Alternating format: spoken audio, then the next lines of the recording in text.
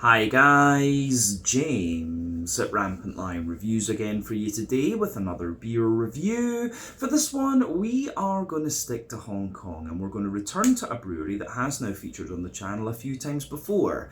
Now, I've had some really nice beers from these guys over the last little while, a good few different styles, and if people were to ask me about this brewery, I would say that they are just very solid all round. These guys are a very well established and very well respected name in the Hong Kong craft beer scene. In fact, they're the oldest Hong Kong craft brewery, so they are one that you really need to check out if you get the chance. Now, the beer that we're going to have a look at today is one of their latest releases at the time of filming, which is January 2025. It's a style that I've had from this brewery before, one that I know they can do very, very well, and it's also a little bit of a kind of continuation of a wee mini series of reviews that I've started from these guys. So needless to say, I'm very, very curious to see what this beer is going to have in store for us. Hopefully it's another good beer, hopefully it makes for an interesting review, and as always, I hope that you guys watching enjoy my take on this one as well. So yeah, for this review then, we are going to head over to Hong Kong Island. We're going to go to the eastern part of the island, to Chai Wan, and that means that we're going to have a look at another beer from the wonderful Hong Kong Beer Company. So this particular beer is another variant of the Mai Po.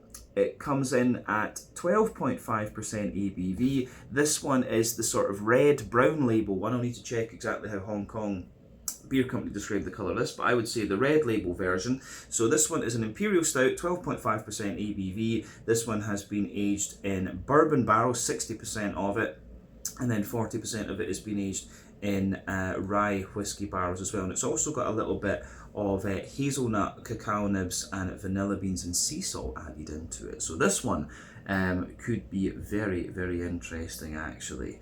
So this is yet another beer that I picked up at the wonderful Craftissimo over in Sheung Wan on Hong Kong Island. They had all 5 of the releases of Mai Po. I went for 3 of them, of course, because there's one of them I don't think I'd like, one of them I've tried before, but yeah, this is the second that I'm reviewing for you here on the channel of this year's batch.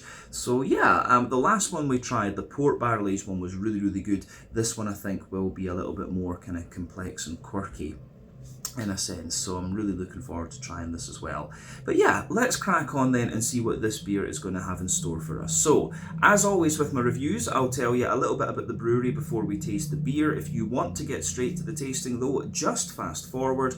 All the usual links can be found in the video description below. That's the brewery website, the link to my other reviews that I've done from Hong Kong Beer Company before, and we will be adding a few more to that list over the next little while. But there's all the usual social media down there. If you want to see more reviews, do please consider subscribing to the channel. The support that you give is massively appreciated, and remember, you can go into the channel homepage and search for beer using the geography tagging system. So just go in there, use the little search bar, put in your hometown, state, county, province, whatever you like. If I've reviewed beer from the area that you search for, those reviews will pop up. Failing that though, you can check out the playlist of beers from different countries. You'll find this beer in the Hong Kong playlist along with a number of other things. That's being added to whenever I get the opportunity, but do make sure you check out the playlist of beers from other countries as well, because there are some very interesting things on the channel these days.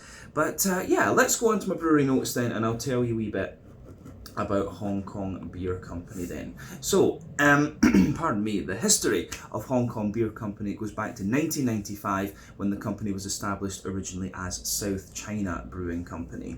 So the man behind this company was David Haynes, who's originally from Colorado and is a clinical psychologist by trade, but he was also a big beer enthusiast. Being from Colorado, that's quite understandable. But his wife worked as a China analyst in one of the big financial firms, and she encouraged him to go for it and follow his passion, and found his own company. So he went to the US to visit different microbreweries and do a little bit of fact finding, and around this time David encountered a man called Peter Bordeaux, who was the president of Sazerac, a quite major American beverage distributor. And after asking a lot of questions, Peter agreed to help finance the startup of South China Brewing Company. So it took about a year for them to navigate the Hong Kong bureaucracy, but they managed to get the legal right to brew beer, and they opened their brewery in the Vita Tower in Aberdeen on the south of Hong Kong Island. They released their first beer called Crooked Island Ale, and this beer kind of spread through word of mouth to the different pubs across the Hong Kong territory. But the brewery had a few years of success, but then it started to sputter, and eventually it became a contract brewery for other people's beers. But the company was acquired by Harmony Assets in 2003, and the name was changed at that point to Hong Kong Beer Company. And Harmony distributed their beers through their bar chain El Grande, but production was quite limited. It was only about 120,000 litres of beer per year by 2009. The quality of the beer, though, continued to stutter, and they eventually ended up contract brewing once again. So in 2013, the brewery was purchased by Devon Otto Kimball and Daniel Flores, who are the team behind Brewworks Brewery and Restaurant down in Singapore. So they stayed involved with the company up until 2020, but under their guidance, the brewery was completely revamped from the ground up. They brought in brewmaster Simon Pesh, who had previously worked for Pyramid Brewery in Berkeley over in California, and he stayed with the company in turn until 2018. But during this time, they relocated the brewery to Chai Wan on the eastern part of Hong Kong Island, and there they operate a 20 US barrel brew kit, which is around 3,200 litres per brew. This one is from JNVW Systems, and today they're producing in the region of 600,000 litres of beer per year. There was another change in ownership in 2020, and the current brew team is headed by Philip Rankmore and Matt Bradley under the guidance of James Waters. Philip is from Sydney, and he originally studied chemical engineering, but he later gained his brewing diploma from the Institute of Brewing and Distilling before going on to work in Korea for Goose Island and then for Budnamu as well. But he also spent some time teaching brewers in Korea and Hong Kong as well. But as of January 2025, these guys have produced around 90 different beers according to Untappd. They produce one of the best beers in Hong Kong in my opinion, the Hey Hazy, which I think is great. But of course Hazy Days is a very popular one as well, and the Maipos are always very well received too. But these days they're doing some really nice drinkable beer, and they are definitely one of the Hong Kong breweries that you really need to check out should you get the chance. But yeah, that is everything I can really tell you about Hong Kong Beer Company for the moment. If you want to learn more about these guys, you can check out the brewery website, you can follow them on Facebook and Instagram to keep up to date with all the latest goings on, and you can check out the Rate Beer, Untappd and Beer Advocate pages to learn a wee bit more about all the different beers that these guys have produced. So yeah, let's go on then and actually have a look at the beer itself. I'll just let you have a wee look at the artwork on this one before we open it up. There you can see the I don't know what kind of bird that is actually. I can't remember its name, but you see it quite a lot here in Hong Kong by the water. But yeah, the Maipo, it is of course named after the nature reserve up in the New Territories. It's out by like Yuen Long if I remember correctly. But yeah, there you can see the, not sure how well the camera's going to take that, but yeah, the Hong Kong Beer Company symbol. That is of course on the bottle cap there as well, and I'll just turn this for you so you can see the little top label on this one. But yeah, it tells you a little bit about the beer on the side here. It says Maipo Barrel Aged Conditioned Imperial Stout, barrel aged in bourbon 60% and rye whiskey 40% barrels. This version has been decadently conditioned with toasted hazelnuts, cacao nibs, vanilla beans and sea salt. So like I said, this one should be really quite quirky. As I told you earlier on, it is 12.5% ABV, and Imperial Stout. The last one from the port barrel was great, but I'm really curious to see what the adjuncts and stuff do in this one. So let's get it out into the glass then and see how we go. This one is the Maipo 2024 vintage red label. So yeah, let's do this. Look at that pour.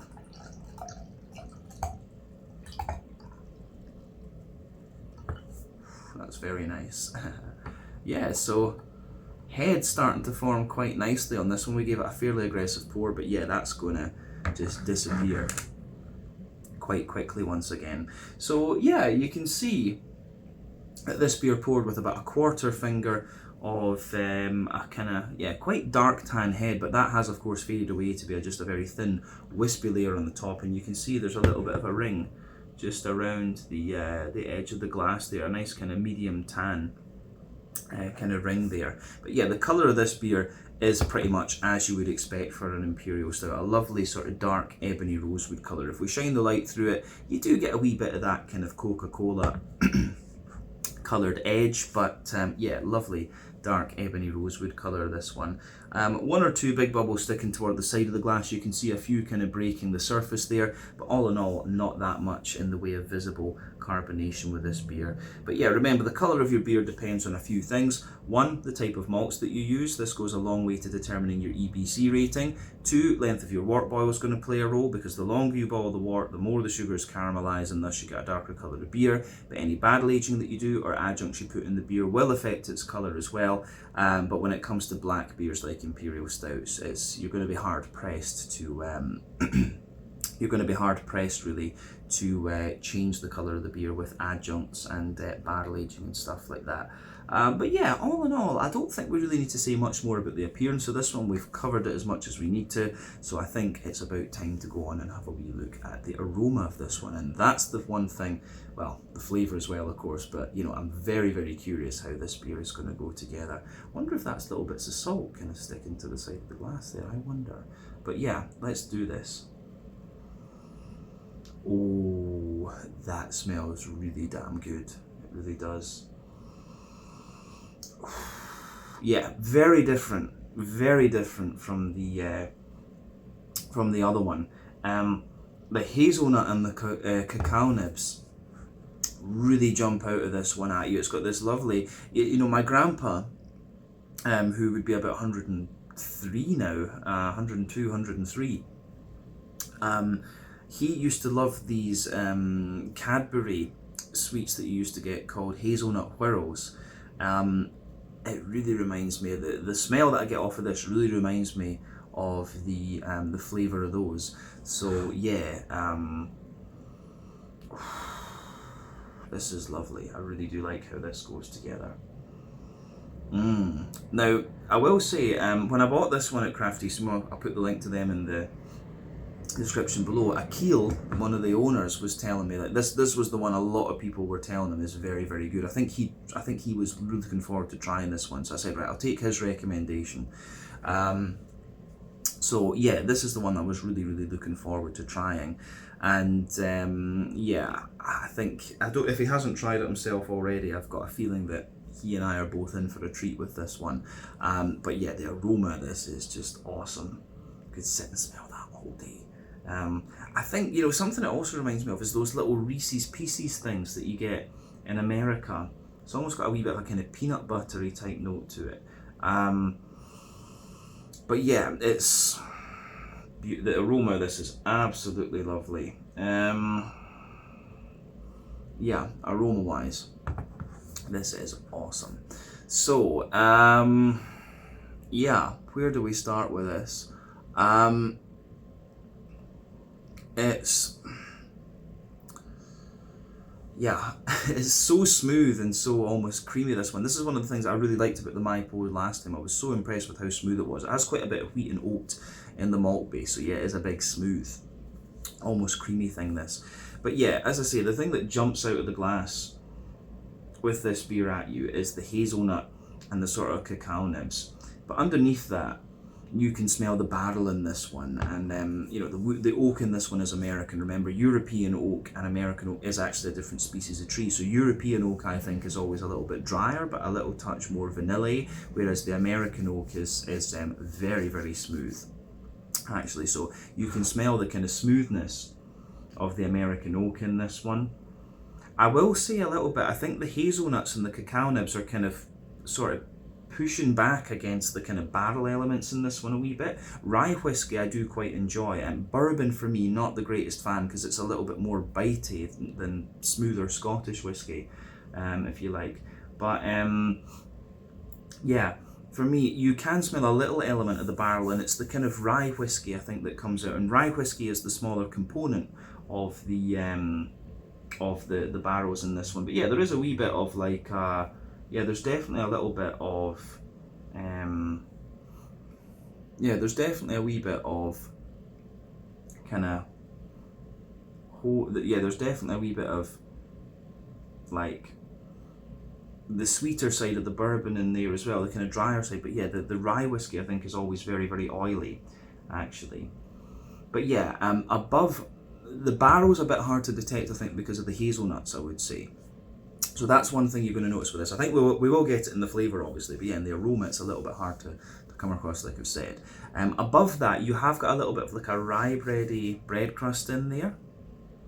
So yeah, there's a little bit of a rye bready bread crust. You've got a little bit of you've got a little bit of a rye bready bread crust in there. You have some I would say you've got like above that, I don't know if there's a straight up rye bread, to be honest with you. I think there might be like a little bit. There's rye bready bread crust for sure, maybe a little bit of straight up rye bread. And then yeah, you have above that you have this thing that smells like, you know, chocolate brownie, chocolate sponge cake, and of course the hazelnut jumps out of that at you. There's a few other nutty elements in there. And you've got a lot of chocolate to this one. It is kind of like a sort of Reese's Pieces Hershey type chocolate that I'm getting out of this one. And that sort of drier, more American type chocolate actually. But yeah, I would describe the chocolate in this one. You can smell a wee bit of darker chocolate like further back in the nose, but mainly it's a sort of quite milky, nutty type chocolate, maybe like 40%, 40% cocoa chocolate actually. So yeah, the way that goes together, I think, is really quite interesting. So yeah, the chocolatey notes are in there. Then you've got the kind of brown sugary side of the beer, and the brown. I think the sort of hazelnutty characters again. The brown sugars kind of mix in with that, so you have got a little bit of a leathery brown sugar in this one, but I don't think that that's due to a longer wort boil. The main way, of course, the main ways to play with an Imperial Stout are to either, you know, barrel age them, give them longer wort boils, do double mash, or put adjuncts in them. You know, that's the main ways that you can play with the beer. And this one's putting adjuncts in it and also barrel aging it. I don't think, just going by the brown sugary notes in this one, I don't think there's been an overly long wort boil with this beer. I think I said the same about the port version, and I don't know if they're playing with the base beer in preparation for the conditioning with the barrels. But yeah, you do get a little bit of that leathery brown sugar in there. There is some sweet caramel in the middle of the nose, wee bit of McVitie's digestive biscuit, of course, and toasty caramel, leathery caramel, sweet caramel, bit of Werther's original butter candy butterscotch, and a wee bit of biscuit. And of course, yeah, you have the hazelnutty qualities coming out of this one. I don't get much in the way of the saltiness out of this, which is kind of interesting. Usually I can pick up the salt, but yeah, this is the thing in this one. And I do think the vanilla beans actually take a little bit of a backseat in this as well. Like I don't think there's too much vanilla. Maybe to the front of the nose there's a bit of it, but I think the vanilla takes a bit of a backseat to the hazelnut. That's just my opinion. You guys might disagree. But yeah, the yeasty side of the beer at the back of the nose, for me, it's the yeasty side of this beer is a little bit more kind of brown bready, rye bready leaning. Brown bready, rye bready leaning. It has got a wee bit of that kind of chocolate spongy type character to it as well. Yeah, kind of like that. Hoppy side of things with this beer. This one obviously is barrel aged, and the Imperial Stout is not the most hop forward style of beer in the first place. So yeah, that character is limited, but you do get a little bit of like, there's a wee touch of earthiness in there, there's a wee bit of floral note and a wee bit of grassiness. Those elements are still definitely present in this one, but of course the longer you keep this beer, the more the hops will drop out, and they will have dropped out quite significantly. Based on the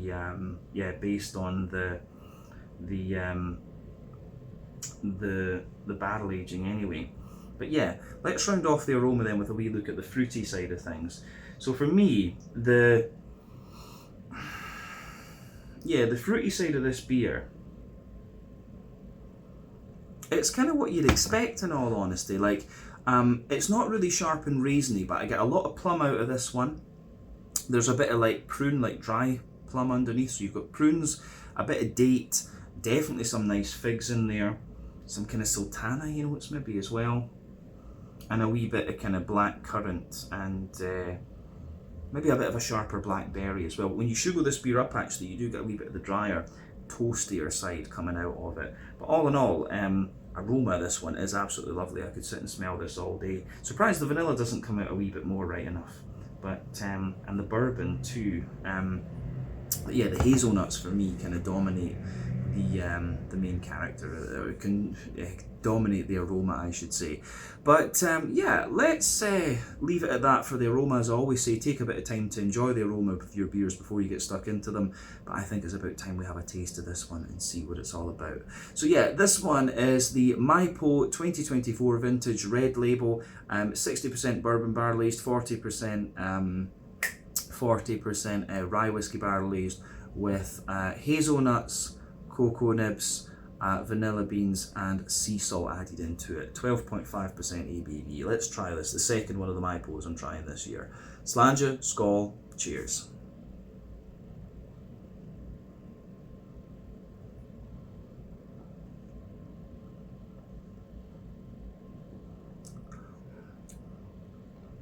Ooh.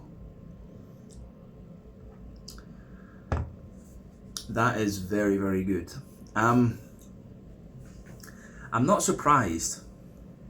And the other thing I will say is that the flavours, the aroma of this one, I'll say that the flavours are, the aroma is a lot more kind of pungent than the aroma of the hazelnuts and things like that you get in this one is a lot more pungent than how it comes across in the flavour. The flavour is a lot more subtle, and it's all about how everything kind of blends together actually. So I'm a bit surprised about that with it.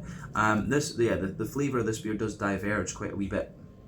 Well, maybe not the way to say it. The flavours don't come out as you might expect based on the aroma, but it's still a beautiful, beautiful beer, this one. This is absolutely worth trying. So, again, thumbs up to Hong Kong Beer Company for this. This is a great beer.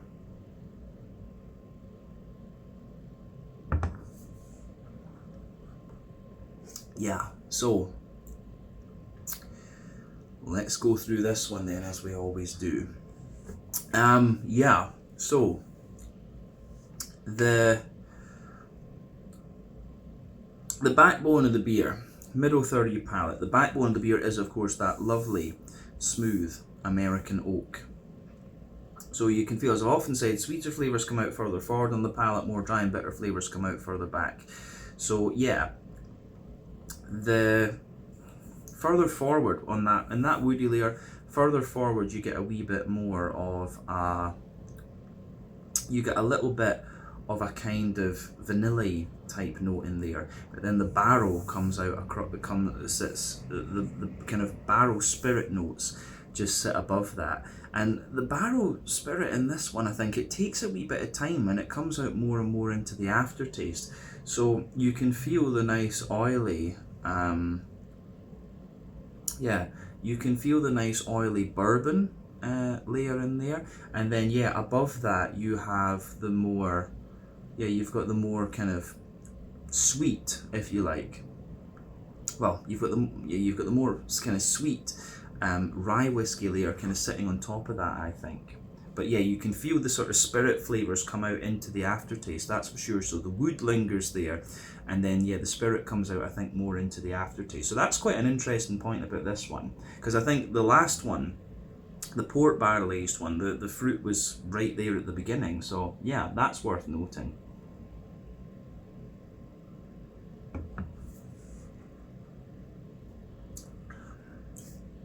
Yeah, again, I really do like how this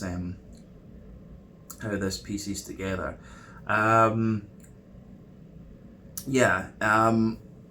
So on top of the spirit layer, then you start to get the actual regular elements of the beer. So yeah, you have the base of the malty side of this beer.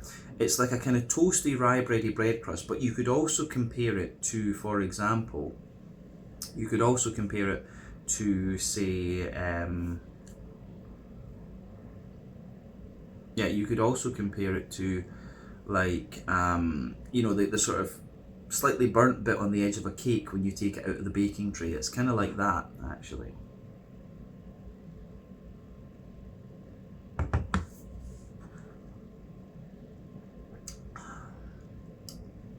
So yeah, that's quite nice. And then above that, yeah, I think there's a slight layer of rye bread in the base, but then yeah, above that you get this sort of, the next layer is like a sort of chocolate, it's a mix of like chocolate sponge and chocolate brownie. The consistency of it is kind of somewhere in the middle, and of course you've got wee elements of nuttiness in there. I think that's where the hazelnut is kind of sitting in this one. So yeah, you've got all the hazelnutty type qualities within this kind of chocolate spongy type layer, and then above that you get the cocoa nibs. So that above the cakey layer you can feel the slight dryness of the cocoa nibs, and I think there's a slightly more kind of regular chocolate layer above that. So further back on that middle third U palette, you get a little bit more of the kind of, it's maybe like a 60-70% cocoa chocolate, but then yeah, as you move further forward within that chocolatey layer, it starts to give you a more, maybe like 40% milky cocoa chocolate character further forward.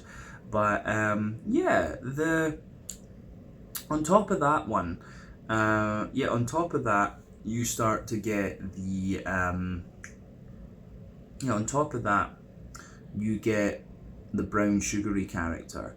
And yeah, for me,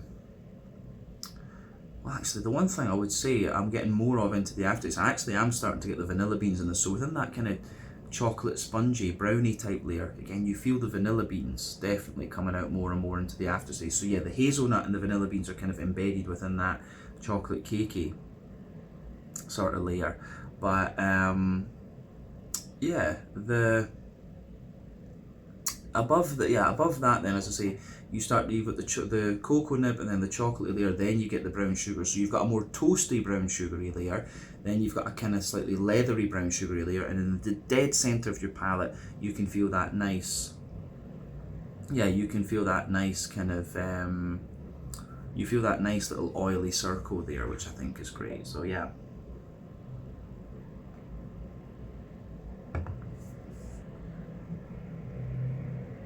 Yeah, so you get that nice kind of oily circle in the centre of your palette. It's a wee bit like treacle molasses in the dead centre, then it's surrounded by sweeter caramel, and maybe there's a little hint of that Werther's Original Butter Candy Butterscotch in this one. And I think into the aftertaste, some of those brown sugary notes, the caramel notes, you can feel a little bit of the sea salt kind of mixed in with those. It does give you the impression of a wee bit of salted caramel. So this beer again is really nice, and the way everything goes together in this middle third of the palette, that's where the complexity lies in this beer. This one kind of highlights this sort of Hong Kong Beer Company vibe for me. They're very good at putting in like really nice flavours that blend together very, very well, and the Hong Kong Beer Company beers are exceptionally drinkable. Now, that's how I would kind of describe a lot of the stuff that these guys are doing. It's really very, very good. So yeah, I think we can leave it at that for the middle third of your palette, and that's the most complex part of beer. So let's go to the back third of your palette then. As I've often said, the back third of your palette will give you similar flavours to the middle third of your palette, just at different intensities. But yeah, the border region between middle and back third of your palette, you get that nice little bit of bready build up in there. So you've got the kind of rye bread in the base, and then that sort of chocolate spongy, chocolate brownie kind of character in there, then a wee bit of like almost charred chocolate on top. But yeah, the base of that back third of your palette, you've got the nice, smooth, oaky kind of character in there in the base, like a little bit drier of course. Then you've got the spirit above that, which is a wee bit more on the bitey side of the bourbon. Then yeah, the kind of rye bready bread crust, the rye bready layer in there is a little bit like taller and lighter and more airy, and then above that, you have the kind of chocolate sponge, chocolate brownie type layer, and then on the top of everything on that back third of the palette, you can feel a more, you get the more you get a wee bit of the drier cocoa nib creeping on top of that, and some of the more some of the drier brown sugars and toasty brown sugars as well. So yeah, the back third of your palette's like that, but above everything else there you get the yeasty side of the beer. So let's focus on the yeasty notes for the moment.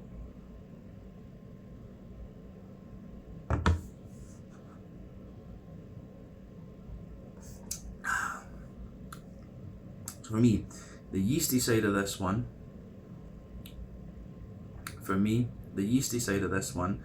is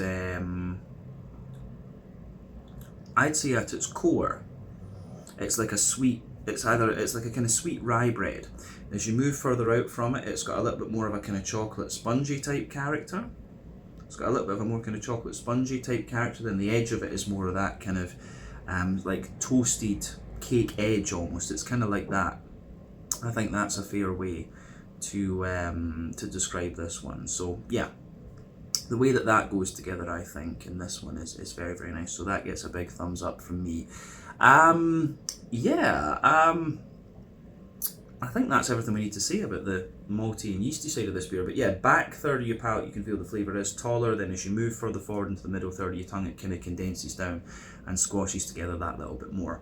Let's go on to the hoppy side of things with this beer then. So yeah, the green component in this one is very, very smooth, and that's, to be honest, quite a common thing that you'll find with HK Beer Company. But with me, I would say back corners of your palate, you've got a nice little bit of smooth earthiness in there. As you move further forward, it's a little touch herbal, and as you move right to the kind of front corners of your palate, it does have a little bit of floral aromaticity to it, and round the front curve of the tongue, it's a wee bit lighter and more grassy, and there is a touch of kind of zestiness coming out of this beer as well.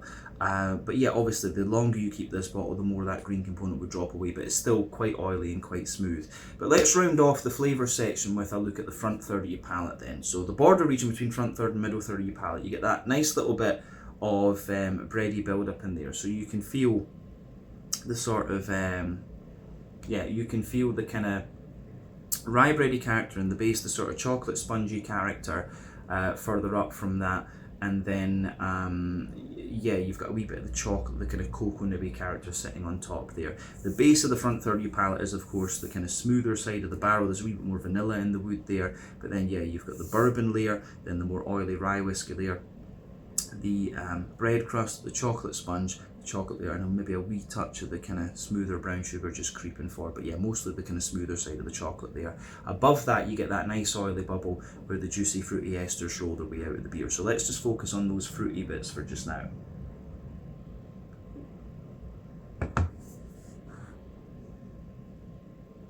Yeah, fruity side of this one is very, very nice. I mean, at the back of that oily bubble that I was talking about, you get some nice juicy plum.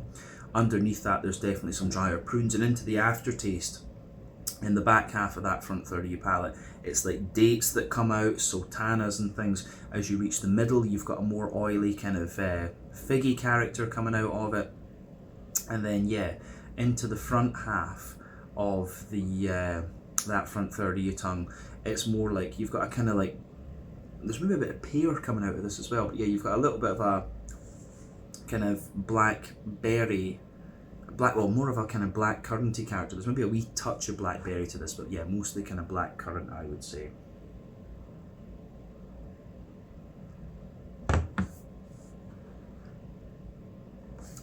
So yeah, the way that this goes together is in all very, very nice.